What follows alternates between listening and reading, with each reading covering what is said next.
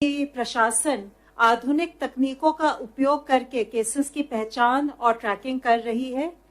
Private और सरकारी अस्पतालों और शहरी स्वास्थ्य केंद्रों का data, door to door survey, active surveillance, Gemini mobile app इत्यादि का डेटा जीआईएस मैप पर प्लॉट करके इसकी डिटेल्ड एनालिसिस कर रही है, जिससे कि आगे की कार्यवाही तय कर सके। आईएमसीटी ने पाया कि प्रशासन एक्सटेंसिव टेस्टिंग कर रही है, जिससे कि कोविड प्लस केसेस की पहचान आरंभिक चरण ही में हो जाए। सूरत नगर निगम का वॉर रूम और एक स्पेशल टीम ऑफ डॉक्टर्स इसी काम में जुटे हुए हैं। आईएमसीटी ने hospitals, containment zones, testing facilities इत्यादि का भी दौरा किया। उन्होंने पाया कि अधिकांशतः लॉकडाउन के नियमों का पालन हो रहा है। पुलिस नाकाबंदी और पिकेट्स के अलावा मॉडर्न टेक्नोलॉजी जैसे कि ड्रोन्स और सीसीटीवी का भी प्रयोग कर रही है, जिससे कि लॉकडाउन का अनुपालन हो। परंतु कुछ अंदरूनी गलियों में लॉकडाउन का नियमों का उल्लंघन ना हो, इसके लिए उन्होंने प्रशासन को सुझाव दिया कि और सख्त कदम उठाने की जरूरत है। सूरत में प्रवासी श्रमिकों के लिए प्रशासन, एनजीओज और इंडस्ट्रीज ने मिलकर फूड पैकेट्स और राशन किट्स का इंतजाम किया है। यह प्रशंसनीय है कि वितरण के समय सभी सोशल डिस्टेंसिंग के प्रोटोकॉल का बहुत अच्छी तरह अनुपालन करते हैं। आईएमसीटी ने प्रशासन को सुझाव दिया है कि श्रमिकों के साथ कोविड-19 के बारे में जो जानकारी है उसको उन्हीं की भाषा में साझा करें। आईएमसीटी ने प्रशासन के साथ, जनप्रतिनिधियों के साथ, इंडस्ट्री एसोसिएशन के साथ भी विचार विमर्श किया है, खासकर टेक्सटाइल और डायमंड इंडस्ट्रीज जो श्रमिकों का मेजर सोर्स ऑफ एम्प्लॉयमेंट है। ज्यादातर श्रमिकों को पिछले महीने की तनख्वाह प्राप्त हो चुकी है। आईएमसीटी ने प्रशासन को सुझाव दिया है कि भविष्य में क्या कदम उठाए जाएं, इसके बारे में भी वो योजना बनाएं। जो हमारी आईएमसीटी अहमदाबाद गई है, उसने वहां पे हॉस्पिटल का, केयर सेंटर का, ब्लड डोनेशन कैंप का, शेल्टर होम्स का, प्राइमरी हेल्थ सेंटर इत्यादि का दौरा किया है। उन्होंने जो हाईवेज पर चेक पॉइंट्स लगे हुए हैं और जो क्वारंटाइन क्लस्टर्स के एंट्री पॉइंट्स हैं, उनका भी मुआयना किया। उन्होंने पाया कि क्वारंटाइन क्लस्टर्स के जो एंट्री पॉइंट्स हैं, उसमें पुलिस और मेडिकल टीम्स की जॉइंट व्यवस्था है। टीम ने विभिन्न स्टेक होल्डर्स के साथ भी विचार विमर्श किया। सिविल हॉस्पिटल के विजिट के दौरान उन्होंने पेशेंट्स के रिश्तेदारों के साथ बातचीत की। अस्पताल की सुविधाएं संतोषजनक पाई गई। मरीजों के रिश्तेदारों ने भी उन्हें बताया कि वे सुविधाओं से संतुष्ट हैं। उन्होंने केयर सेंटर का भी दौरा किया और पाया कि वहां पे पर्याप्त क्षमता है और जिन मरीजों में कोविड के लक्षण दिखाई पड़ते हैं, आवश्यकता पड़ने पर डेडिकेटेड कोविड हॉस्पिटल में पहुंचाने की उनके पास अच्छी व्यवस्था है। अभी तक 19-20 मरीजों को वहां पे शिफ्ट किया गया है। यहां भी सुविधाएं संतोषजनक है। टीम ने पाया कि जो इंडियन रेड क्रॉस सोसाइटी ने पुलिस और प्रशासन के साथ मिलकर जो रक्तदान शिविर का आयोजन किया था, वहां भी सोशल डिस्टेंसिंग इत्यादि का पालन हो रहा है। सर्वेलेंस और वल्नरेबल पॉपुलेशन की पहचान के लिए प्रशासन ने काफी कदम उठाए हैं। उन्होंने हाउस टू हाउस सर्वे किया है, इलेक्टोरल रोल का डेटा यूज किया, प्रोजेक्ट लाइफलाइन का डेटा, निक्षय का डेटा, टेको प्लस डेटा इत्यादि के माध्यम से उन्होंने वल्नरेबल लोगों की पहचान की है और उनकी टेस्टिंग चल रही है। प्राइमरी हेल्थ सेंटर के कैंप में उन्होंने एक मोबाइल टेस्टिंग वैन को भी देखा, जिसको लोकल री इंजीनियरिंग से बनाया गया है और ये काफी लाभदायक सिद्ध हुई है और मेडिकल टीम के लिए भी सुरक्षित है। आईएमसीटी ने सुझाव दिया है कि राज्य सरकार केंद्रीय सरकार की सहायता लेकर सरदार वल्लभ भाई पटेल अस्पताल में एक मल्टी डिसिप्लिनरी रिसर्च यूनिट की स्थापना करे, जहां उपकरणों की कोविड टेस्टिंग के लिए फैसिलिटीज डेवलप की जा सकती हैं। आईएमसीटी ने पाया कि लॉकडाउन का सख्ती से अनुपालन हो रहा है। पुलिस ने काफी इनोवेटिव सॉल्यूशंस यूज किए हैं, जैसे कि ड्रोन्स, और जिससे कि सोशल डिस्टेंसिंग का उल्लंघन ना हो। उन्होंने काथवाड़ा और नरोड़ा के शेल्टर होम्स का दौरा किया।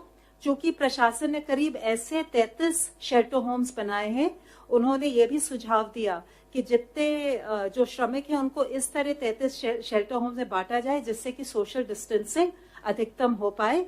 यहाँ सारे शेल्टर होम से सुविधाएं अच्छी उपलब्ध थी और योगा और अन्य एंटरटेनमेंट की भी सुविधाएं थी। एक अनूठा उन्होंने प्रयोग पाया अहमदाबाद में। जो ग्रामीण एरिया है वहां हर ग्राम पंचायत में एक ग्राम योद्धा समिति का गठन किया गया है। ग्राम योद्धा समिति में सरपंच है, विलेज हेडमैन है, हेल्थ वर्कर है, हेडमास्टर है, तलाटी इत्यादि हैं। ये समिति जो है लॉकडाउन का पालन करते हुए गांव में राशन, सब्जी, दवाइयां इत्यादि को डोर स्टेप पे डिलीवर करती है। इसके अलावा वो आवाजाही पे और लॉकडाउन के नियमों के पालन पर भी नजर रखती है। आईएमसीटी का सुझाव है कि इस इनिशिएटिव को बाकी राज्यों द्वारा भी अपनाया जा सकता है। आईएमसीटी ने यह भी पाया कि जो सनंद इंडस्ट्रियल बेस है वहां पे फार्मा इंडस्ट्रीज चालू हैं और अब ऑटोमोबाइल यूनिट्स भी चालू हो गई हैं जो करीब 50% क्षमता पर काम कर रही हैं और 50,000 में से करीब 30,000 मजदूर काम पर वापस आ चुके हैं। आईएमसीटी ने वरिष्ठ अधिकारियों के साथ बैठक की और अपने सारे सुझाव उनके साथ साझा किए। हमारा पूरा विश्वास है कि केंद्र और राज्य सरकारों के संगठित प्रयासों से हम कोविड-19 के विरुद्ध जो हमारा अभियान है उसमें सफल होंगे। धन्यवाद। Health ministry representative please. पिछले एक दिन में अगर हम देखें तो देश में 1543 नए केसेज आए हैं, जिससे कि हमारे टोटल कंफर्म केसेज की संख्या अब 29,435 हो चुकी है। और अगर हम देखें कि जो हमारे केस एक्टिव मेडिकल सुपरविजन में हैं तो उनकी संख्या 21,632 है। अब तक पिछले 24 घंटे में 684 patients have been found cured, जिससे कि हमारा टोटल लोग जो क्योर हुए हैं वह संख्या 6,868 हो चुकी है। इससे हमारा रिकवरी रेट करीब 23.3% इस टाइम में समय हो गया है, जो कि एक बहुत ही प्रोग्रेसिव इंक्रीज है। मैं आप लोगों की दृष्टि में लाना चाहूंगा। आज देश में 17 ऐसे जिले हैं जहां पर पहले केस आए थे लेकिन पिछले 28 दिनों से कोई नया केस रिपोर्ट नहीं हुआ है। इन जिलों में एक जिले की बढ़ोतरी हुई है, जैसे कि कल बताया था हमने आपको, और एक जिला ड्रॉप हुआ है, यानी कि 2 जिले ऐड हुए हैं और एक जिला ड्रॉप हुआ है। जो जिले ऐड हुए हैं वह है कलिम्पोंग वेस्ट बंगाल में, वायनाड केरला में, और जो जिला जहां पर एक एडिशनल केस आया है वह है लखीसराय बिहार में। इसका सीधा तात्पर्य यही है कि हमें कांस्टेंट विजिल मेंटेन रखने की आवश्यकता है। किसी भी जिले में, किसी भी स्टेट में जब हम कार्य करें तो वहां पर किसी भी तरह की रिलैक्सेशन ना हो। आज माननीय स्वास्थ्य मंत्री जी ने वीडियो कॉन्फ्रेंस के द्वारा डिपार्टमेंट ऑफ बायोटेक्नोलॉजी और उनके 18 ऑटोनोमस बॉडीज और साथ में उनसे संबंधित पीएसयूज के डायरेक्टर्स के साथ रिसर्च के बारे में समीक्षा की। उन्होंने मेक इन इंडिया के तहत antibody detection kits, real time PCR based detection kits और कोविड-19 के लिए वैक्सीन के डेवलपमेंट को फास्ट ट्रैक करने के लिए कहा। माननीय स्वास्थ्य मंत्री जी ने आज दिल्ली के लेफ्टिनेंट गवर्नर साहब, दिल्ली के स्वास्थ्य मंत्री, कॉरपोरेशन कमिश्नर्स, दिल्ली के सभी जिलों के डीएम्स और डीसीपी, सेंट्रल और स्टेट के जितने हमारे हॉस्पिटल्स हैं उनके डायरेक्टर्स के साथ भी कोविड सर्वेलेंस के करंट स्टेटस का दिल्ली और आसपास के प्रांतों से संबंधित रिव्यू किया। स्वास्थ्य मंत्रालय ने वेरी माइल्ड या प्री सिम्टोमेटिक पेशेंट्स के लिए होम आइसोलेशन पर दिशा निर्देश जारी किए हैं। जिन पेशेंट्स के पास सेल्फ आइसोलेशन के लिए उनके रेजिडेंस पर रिक्विजिट फैसिलिटी है, उनके पास इस होम आइसोलेशन के लिए ऑप्शन होगा। ये प्रेजेंट गाइडलाइंस जो हमने इशू की हैं, ये गाइडलाइंस 7 अप्रैल को जो हमने इससे पहले सस्पेक्टेड और कंफर्म केसेस को मैनेज करने से संबंधित गाइडलाइन थी, उनके एडिशन में है। होम आइसोलेशन की जो गाइडलाइंस हैं, इसमें कुछ एलिजिबिलिटी कंडीशंस हैं, जैसे कि पेशेंट को सेल्फ आइसोलेशन पर एक अंडरटेकिंग को भरना होगा। मेडिकल ऑफिसर द्वारा व्यक्ति को क्लिनिकली या तो वेरी माइल्ड केस या प्री सिम्टोमेटिक केस डायग्नोस करना होगा। उन्हें मोबाइल पर आरोग्य सेतु एप्लीकेशन को डाउनलोड करते हुए उसको निरंतर उपयोग करना होगा। उनके पास सेल्फ आइसोलेशन के लिए और उनके फैमिली कॉन्टैक्ट्स को प्रॉपर क्वारंटाइन करने के लिए रिक्वायर्ड फैसिलिटी होनी चाहिए। 24/7 बेसिस पर देखभाल करने के लिए उनके पास एक केयर गिवर अवेलेबल होना चाहिए और केयर गिवर और हॉस्पिटल के बीच में एक प्रॉपर कम्युनिकेशन लिंक स्टैब्लिश होना चाहिए। केयर गिवर और उनके जितने भी क्लोज कॉन्टैक्ट हैं उनको हाइड्रोक्सिल क्लोरोक्विन प्रोफाइलैक्सिस के रूप में लेना होगा।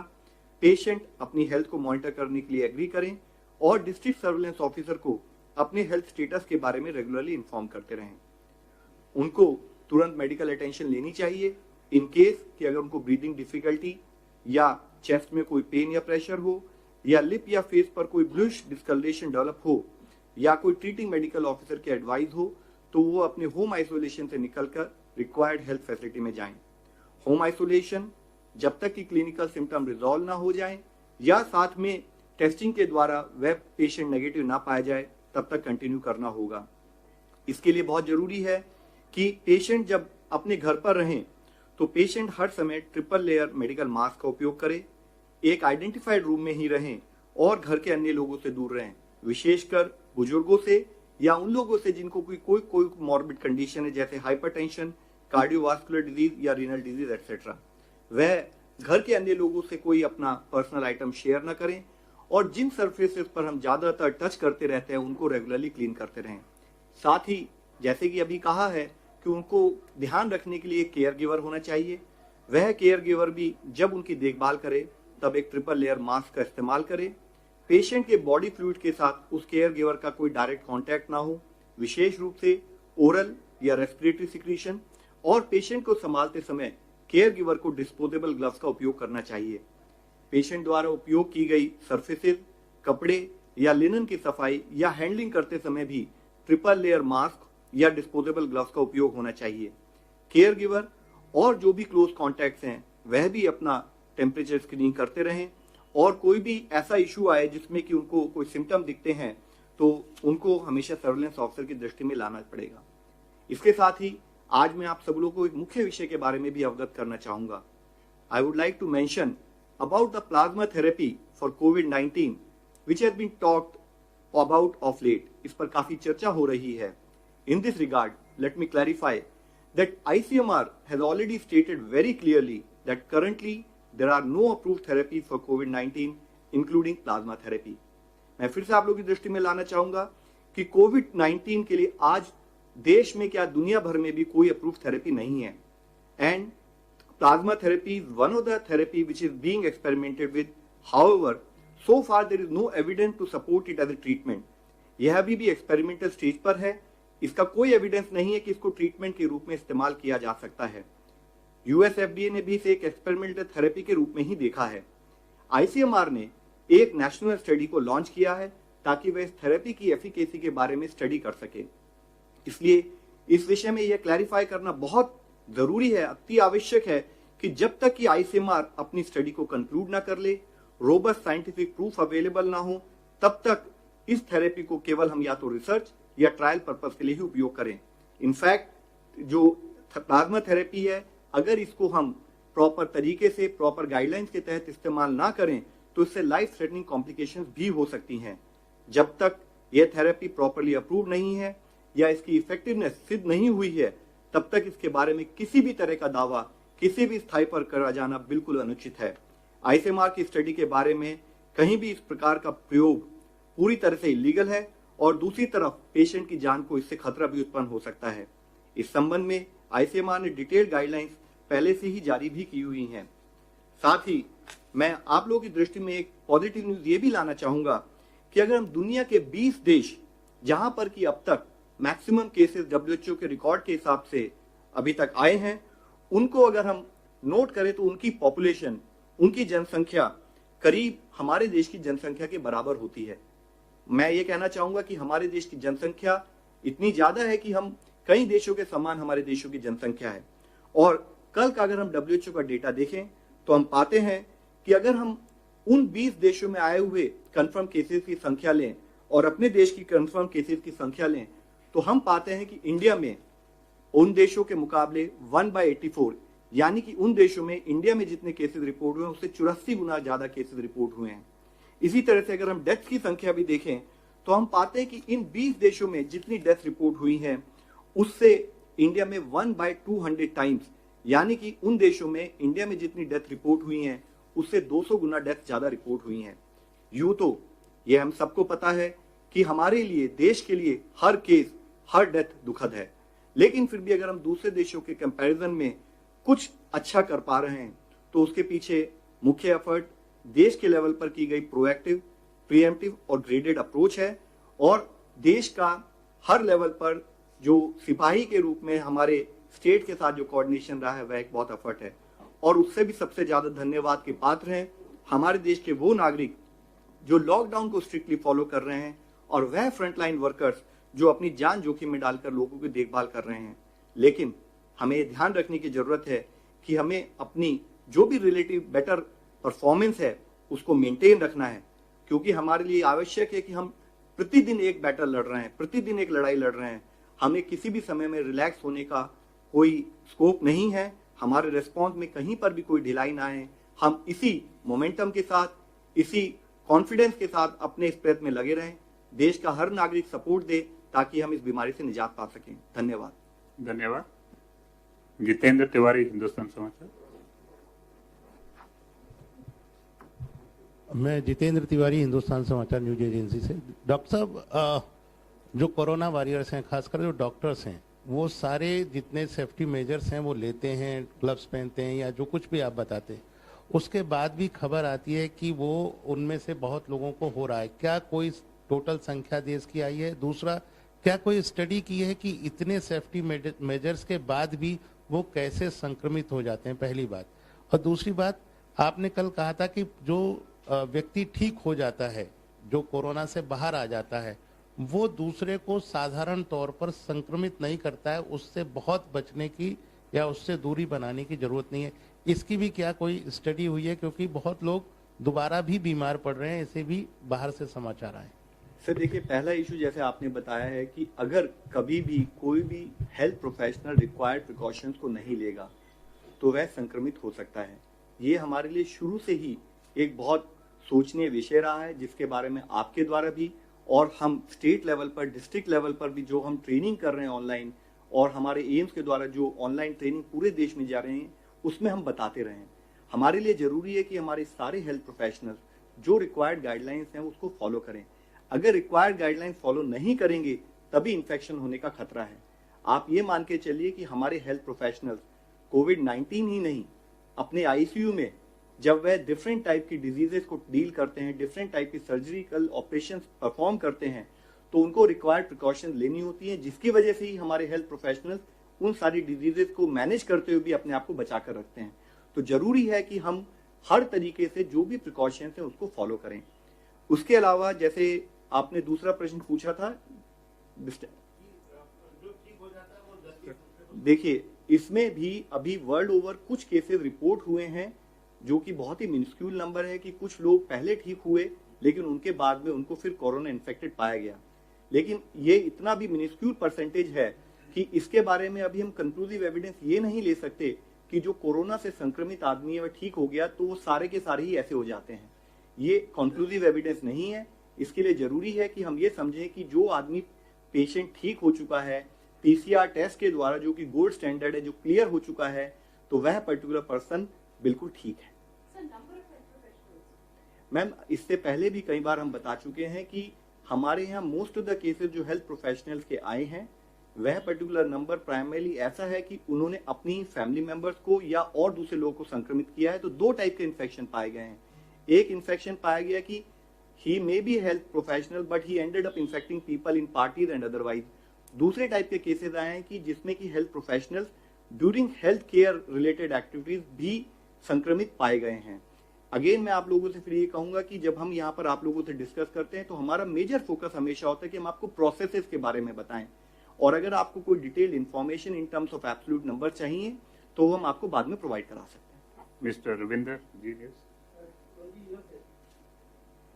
दो छोटे सवाल हैं। एक तो कि अगर किसी वर्क प्लेस पर, किसी संस्थान में अगर कोई कोविड-19 पॉजिटिव हो जाता है तो क्या उस पूरे संस्थान को, वर्क प्लेस को सील कर दिया जाएगा, कंटेनमेंट जोन घोषित कर दिया जाएगा, या फिर उसमें कुछ रियायत मिलेगी? इस तरह कोई एडवाइजरी जारी हुआ है? और दूसरा, अगर लॉकडाउन जब हुआ उसके बाद से आज तक केसेज जो लगभग 30,000 के आसपास आए हैं, पहले ये बताया जा रहा था कि अगर लॉकडाउन नहीं होता तो 8 लाख, फिर 40 लाख, कोई डाटा बोल रहा है कि 1 करोड़ तक पहुंच जाता। तो क्या लॉकडाउन से इसमें हमने सफलता पाई है? क्या वो सफल रहा? और आंकड़े किस हिसाब से देखते हैं? दोनों सवाल को। पहले सवाल के बारे में जैसे आपने बताया, कुछ दिनों पहले हमने इस पर डिटेल चर्चा की थी कि अगर किसी पर्टिकुलर नॉन कोविड हॉस्पिटल में भी कोई पेशेंट कोविड में पाया जाता है या पर्टिकुलर लोकेशन पर कि अगर कोई हमारा हेल्थ प्रोफेशनल उस पर्टिकुलर फैसिलिटी में इन्फेक्ट होता है, तब आप लोगों की दृष्टि में हम लाए थे कि मुख्यतः वहां पर अगर आप प्रॉपर डिसइंफेक्शन करें तो आप उस पर्टिकुलर फैसिलिटी को यूज कर सकते हैं। Same process would be applicable to all other locations कि जहां पर अगर कोई कोविड पेशेंट पाया जाता है किसी पर्टिकुलर लोकेशन में, किसी पर्टिकुलर बिल्डिंग में, रिक्वायर्ड डिसइंफेक्शन प्रोसेस को फॉलो किया जाए और उसके फॉलो करने के बाद उस बिल्डिंग को आप यूज कर सकते हैं। रिगार्डिंग लॉकडाउन, आप लोगों की दृष्टि में मैं लाना चाहूंगा कि जो हमारा मेजर फोकस रहा है कि हम ये इंश्योर करें कि अगर कोई प्रोजेक्शन की जाए तो प्रोजेक्शन के पीछे मुख्य अंश ये होता है कि हम ये मालूम करते हैं, ये देखते हैं कि डेटा के हिसाब से कि हमारा आज का present growth rate of cases क्या है, और अगर हमारा वो present growth rate of cases है और हम उसी समान गति से आगे बढ़ते रहें तो हम कितने केसेस तक पहुंच रहे हैं, जो कि एक प्रोजेक्शन होती है। फिर हमारा दूसरा एफर्ट होता है कि अगर हम इस गति को कम करें तो उसके लिए हमें क्या क्या कार्य प्रणाली उसको फॉलो करना चाहिए। तो जैसे कि चाहे हम लॉकडाउन की बात करें, फिजिकल डिस्टेंसिंग के प्रमोशन की बात करें, साथ ही कंटेनमेंट एक्टिविटीज की बात करें, उसके द्वारा हम उस गति को भी धीमा करने का प्रयत्न करते हैं। और जिसके तहत ही आप पाते हैं कि हम लोगों ने आपको डेटा के द्वारा इससे पहले भी बताया है कि अगर कोई एक प्रोजेक्शन की गई हमारे लेवल पर उससे भी कम केसेस पाए गए। एक उदाहरण के रूप में मैं आपको बताना चाहूंगा कि अगर हमारा डबलिंग रेट यानी कि जितने दिनों में केसेस डबल होते हैं, लॉकडाउन से पहले करीब 3.4 के करीब जो होवर कर रहा था, आज वह करीब 10.2 है। यानी कि पहले 3-3.25 दिनों में जो केसेस डबल हो रहे थे, आज वो 10 दिन में डबल हो रहे हैं।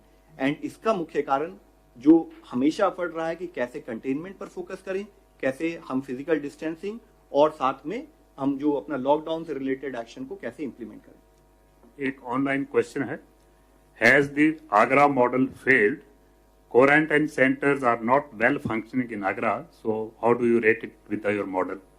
So let me first explain and request everyone, there is nothing called any model. There is nothing called an Agra model or nothing called a Bhilwara model, etc. What is very important for all of us to understand is what is our containment strategies.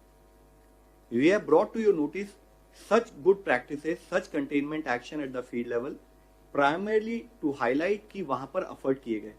लेकिन जब हमने आपको कभी भी किसी एक relative success के बारे में बताया तो उसके साथ ही एक और चीज हम हमेशा मुख्य रूप से आपसे कहते रहे हैं कि हम एक इन्फेक्शियस डिजीज से डील कर रहे हैं।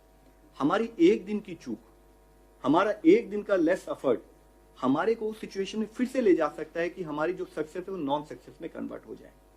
तो हम आपके द्वारा एफर्ट ये करते हैं कि अगर कहीं पर अच्छा कार्य हुआ है जो कि देश की द्वारा दी गई कंटेनमेंट स्ट्रैटेजी के तहत हुआ है, उस कार्य को आपके द्वारा बताया जाए, उसके द्वारा फील्ड स्थाई पर जो हमारे वर्कर दिन रात 24 घंटे काम कर रहे हैं और अब से नहीं पिछले 3-3.5 महीने से काम कर रहे हैं, उनको भी प्रोत्साहन मिले और सब लोग मिलकर एकजुट होकर कहें कि किसी भी तरीके से हमें इस बीमारी का इस देश से निर्मूल करना है। मिस्टर SM आशिफ इंडिया, जी, हमारा सवाल ये है कि किट आने के बाद से पूरे देश में अब तक कितनी जांच हुई है? सर, ICMR का डेटा मैं इस टाइम नहीं लेके आया हूँ। ICMR के जो हमारे रिप्रेजेंटेटिव आते हैं वो जनरली आपको बताते रहते हैं। हाउएवर मेरी आपसे रिक्वेस्ट है, ICMR की वेबसाइट पर डिटेल डेटा अवेलेबल है। मेरी रिक्वेस्ट है कि जब भी कभी आप मेरे से कभी भी डेटा रिलेटेड प्रश्न पूछें तो हम सारा डेटा जो रेलेवेंट डेटा अपनी वेबसाइट पर प्रोवाइड कराते हैं, तो काइंडली आप उससे भी ले सकते हैं। मिस्टर सिंगल, मेरा सवाल ये है कि मिनिस्ट्री से जानना चाहिए कि जूम मीटिंग को लेकर जो ऐप है उसको लेकर सरकार ने कुछ डायरेक्शन जारी की है, इस सुरक्षा को लेकर बात करता है। Ministry of electronics and information technology द्वारा एक एडवाइजरी जारी की गई थी कि how to do safe use of a particular technology, so that's available on their website. Last question, follow me India today.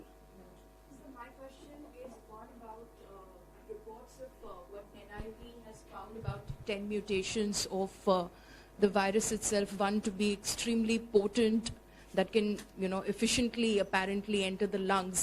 So can you tell us a little bit more about that? And you mentioned about plasma therapy not to be treated as a treatment, but for trial and research purposes. But then there are a lot of private hospitals that used it were not approved to do the same as well. What would you say about that?